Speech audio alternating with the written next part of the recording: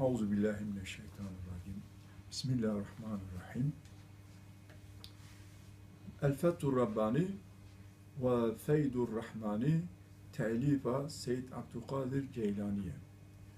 Biz nakudu inşallah eme kurtasi ders be ders feyz o bereketa Şeyh Abdülkadir Geylani istifade bikin.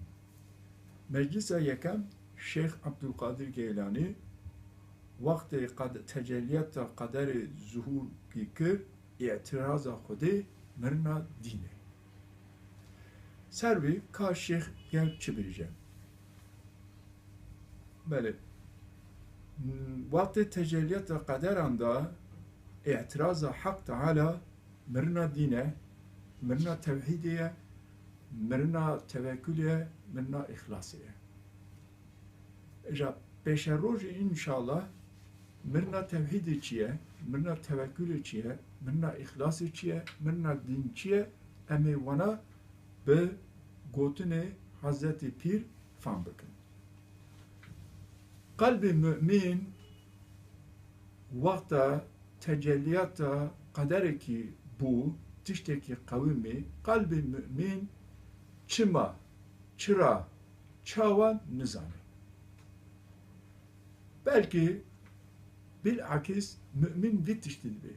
Nefs jiseri hatta pe muhalefete, münaza'aya yani nikaşiye, tekoşine. Her kesi ku selahan nefsi bikhaze gerek lira mücahede bike. Hatta jihrabivi emin bibe.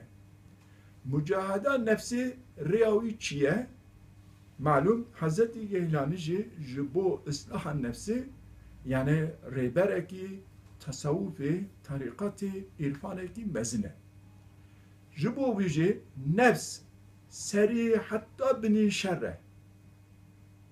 Vaktaki bir mücadekirin yani dijberi nefsi o vakta bu mutmain edi nefs dibe seri bini hatta bini dibe hayır.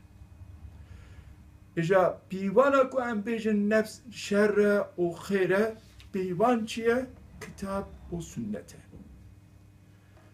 Vatak em bin nefs tamam taati Xuda bu muvafık şeriatı o tamam terki günahında bu muvafık şeriatı vesri nefs de be hayır. Yani tene muvafıkat aviya ibadetan tiştekinine gereki muvafıkat aviya şeriatı de terka günahındaşı.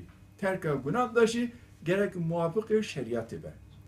Yani mana üçüye hani günahındaki insan bu teperizi terka on dike. Hani ibadete insan bu düne tam ona dike. Yani gerek anguri peygamber, sünnet-i peygamber o kitabı Kur'an'ı terka günahı bekanine emrajı muvafık şeriatı be. Vataki nefs ketevi çerçeve edilera ev ayet ha te hitap girin. Ya eyyetühen nefsul mutmainne terci'i ila rabbiki radiyeten mardiyeten. Ey nefsa mutmain, ey aklın mutmain, ey kalbi mutmain. Büfetile baba huy huy. Edi tülle razi evcüllete razi be.